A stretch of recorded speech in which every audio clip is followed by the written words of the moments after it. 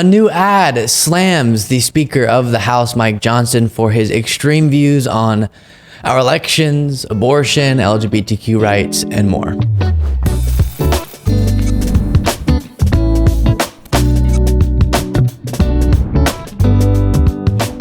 One of the accounts aligned with the Biden-Harris campaign released an ad that was captioned, "Meet MAGA Mike Johnson," and really just using mainly Mike Johnson's own words gives us a sense of what we're dealing with here with the new Speaker of the House. So before discussing further, take a look at this.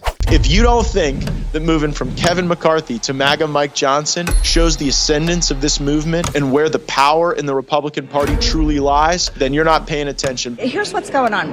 The GOP conference is changing. If you change the definition of marriage, then you open the floodgates for chaos and sexual anarchy. Marriage is one man, one woman. They changed the definition of marriage that had been regarded by basically every human society for 5,000 years. Mike Johnson, he is a fantastic gentleman, and I think he's going to do a great job. Roe v. Wade gave constitutional cover to the elective killing of unborn children in America. You think about the implications of that on the economy. We're all struggling here to cover the bases of Social Security, and if we had all those able-bodied workers in the economy, we wouldn't be going upside down and toppling over like this. He was one of the leaders in decertifying the election results. I don't concede anything. In Georgia, it really was rigged. Smart, sharp. He was the chief whip for Donald Trump. You helped lead the efforts to overturn the 2020 election results. Next question.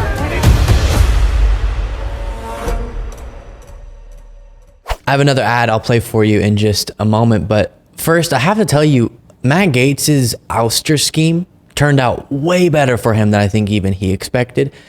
He was the first person I heard call Mike Johnson MAGA Mike Johnson, and now all of a sudden the MAGA wing of the party has even more control over this incredibly powerful position, and we weren't even aware of this really, or it wasn't prominently discussed. Behind the scenes, Mike Johnson was one of the key people working to overturn the 2020 election results based on, of course, a bunch of lies, and then also publicly perpetuating these dangerous lies. And he was deep into it too. He was all the way into the Dominion flipping votes with the machines and all this Sidney Powell nonsense.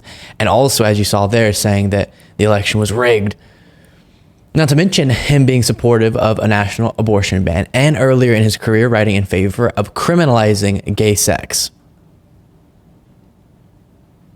The only good thing that I can think of that could come of this is now that the Republican Speaker of the House embodies these extreme views, maybe that'll motivate more voters to vote against the Republican Party in 2024, because now you have Trump and the Speaker of the House embodying this ideology, which maybe will be a motivator for voters to more unilaterally reject the party, not just at the presidential level. And we have more to discuss on this, but first, here's another ad from the Republican Accountability Project. It's Ad Day, and this one exclusively focuses on the anti-democratic views of Mike Johnson, caption, "We can't let election deniers lead Congress." After 22 days without a Speaker of the House, Republicans have nominated Representative Mike Johnson to lead the most powerful Democratic body in the world. But Johnson should be nowhere near the Speaker's gavel. The New York Times called Johnson the most important architect of the Electoral College objections after the 2020 election. We must vote to sustain objections to states of electors. On January 6th, Johnson tried to disenfranchise millions of voters by refusing to certify the election results in Arizona and Pennsylvania.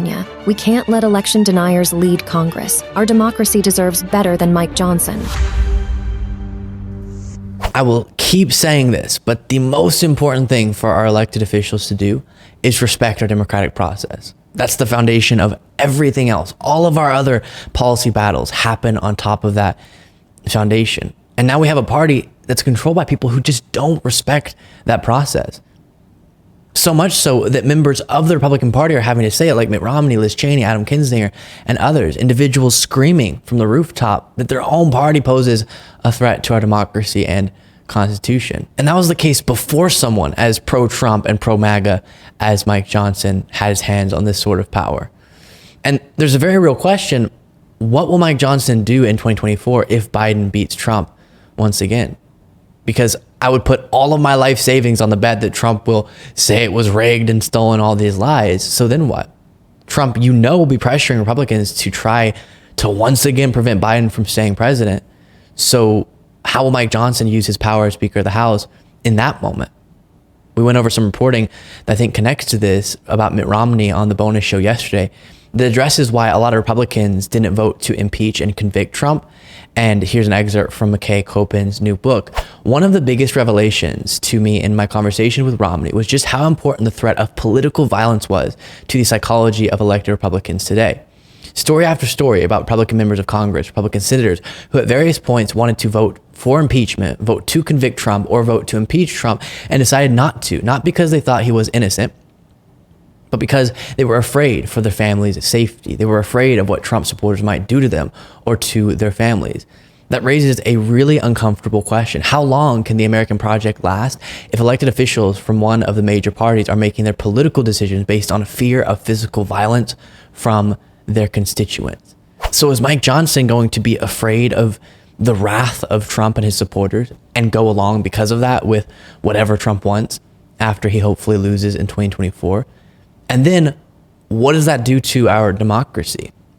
Very real and terrifying questions are having to be asked that were never asked before this anti-democratic MAGA Trump movement became so politically relevant. We knew our elections, of course, would get contentious, but at the end of the day, one person would concede, the other person would take the office, and we'd move forward.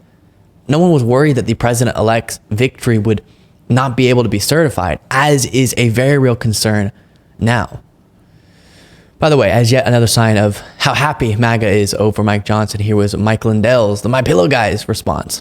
So, and he's all, I believe from what I'm hearing, he's all for fixing our election platforms. That's what I hear. I don't know if you've heard that. Well, I have not, but what I have read so far sounds pretty positive. Yeah. Well, I'm going to go with it. I'm going to pray that that's what he wants to do, because we need all the help we can get, everybody. So it looks like he got the My Pillow Guy's endorsement, which is not a good sign at all. So if you had any question that MAGA is fully in control of the modern Republican Party, this absolutely should confirm it for you. Trump is going to be the nominee for president, Mike Johnson, the Speaker of the House, people like Marjorie Greene with all this power and agenda-setting authority. Meanwhile, the Mitt Romneys of the party are being pushed out. And it's why, as I've said recently, there's one solution to this problem: getting involved, voting, encouraging others to vote, but summing all that up with winning. If we can win enough times and MAGA can lose enough times politically, eventually they will become politically irrelevant and we can stabilize things. Then we could focus on nuanced policy discussions. Can you imagine? Before you go, don't forget to become a member at lukebeasleyshow.com/membership to get access to a daily bonus show, the full bonus show, Monday through Friday, exclusively for our members. Plus, follow me on Threads at Luke Beasley Official, Instagram at Luke Beasley Official, Twitter or X at Luke P. Beasley, and sign up for the Beasley Brief, a daily morning newsletter summarizing the previous day's events by going to lukebeasleyshow.com/brief. And I'll see you all next time.